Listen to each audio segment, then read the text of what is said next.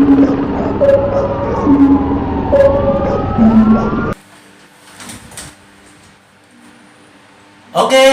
salam jumpa lagi pemirsa dengan saya Noto dan Bro Edu Sianturi dalam channel kita yang luar biasa ini.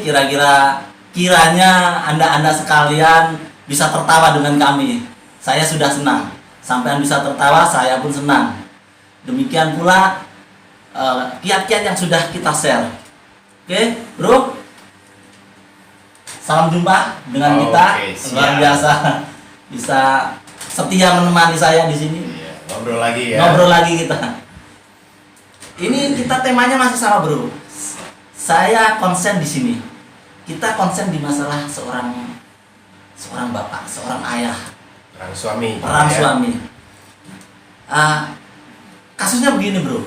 Saya melihat istri saya ya, atau mungkin bukan cuma istri saya. Banyak istri. Banyak istri yang seperti itu. Saya perhatikan begini. Saya melihat istri ini capek sekali ya. Saya perhatikan nih, dari pagi nih.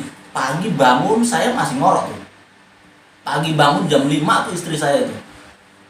Bangun sudah wira-wiri ke tukang sayur, Bro. Oh iya, Tukang belanja sayur. ya. Belanja. Dulu waktu masih pengantin baru nih, saya masih sering antar tiap hari gitu kan. Tiap hari saya setia antar gitu kan. Tetapi udah 10 tahun kesini saya Mulai gitu luntur kan. Ngorok saya di rumah. Istri masak ini. Belanja sayuran, kemudian masak. Saya lihat utek-utek sibuk di dapur, masak. Habis itu bangunin anak nih. Antar sekolah, mandiin dulu kan, yang jelas kan, mandiin, beresin bajunya, pakaiannya, siapin sarapannya, Ya.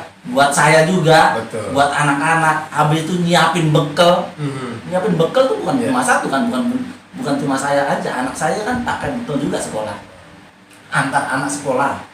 Habis itu saya masih ngebayangin lagi, pulang kan, antar anak pulang. Ya. Pulang di rumah, cucian numpuk tuh, nyuci lah. Nyuci. Ya syukur-syukur kalau mesin cucinya nggak rusak. Kalau rusak kan pasti ngegosok pakai tangan kan. Manual. Ini mama nih, Iya, betul. ngejemur. Habis itu kering ngegosok. Betul. Selesai ngegosok, saya lihat mau ngepel nih, ngebayangin nih mau ngepel. Waktu udah siang, jemput lagi anak kan. Betul. Anak dijemput sekolah. Udah jemput, ingat tadi belum ngepel lah. Sibuk banget sih. Saya lihat sih memang kadang-kadang masih ngerumpi juga di tempat tetangga gitu kan, sama sesama emak-emak. Tapi saya lihat itu capek sangat. Capek banget lah. Kegiatan di rumah itu banyak dan capek saya pikir. Tapi masih sempat juga jualan online dulu. Jualan online. Biasa. Ini mama ini lagi kreatif banget tuh, jualan online lagi. Nah, saya melihat begini, Bro. Kira-kira laki-laki suami ini tahu nggak? Kira-kira apa sih harusnya suami melihat istrinya seperti itu? Silahkan Bro, ditanggapi, Bro.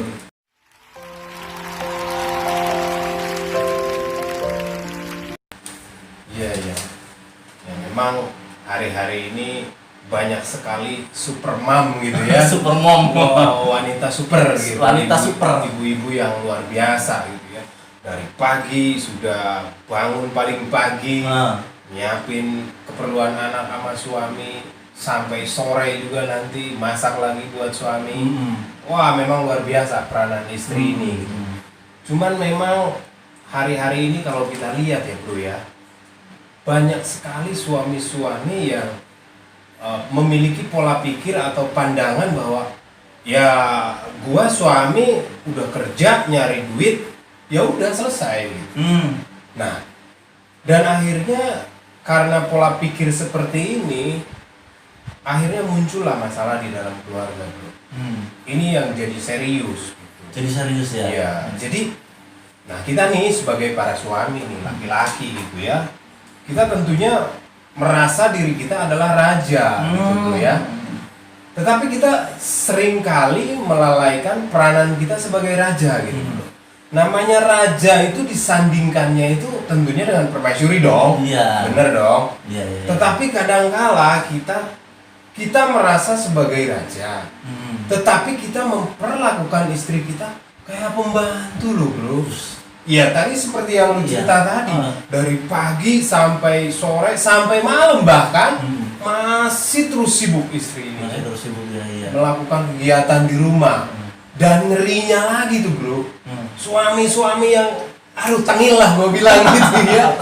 Tengil. Nggak peduli lagi suaminya. Nggak peduli gitu kan. Parah tuh. Dengan santainya gitu ngomong ke istrinya itu, gua kan udah kerja, gua udah kasih duit, apalagi gitu.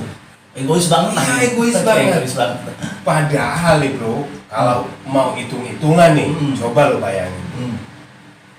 Anak-anak disiapin sarapan sama ibunya ini ya, atau sama istri kita nih, nyiapin sarapan.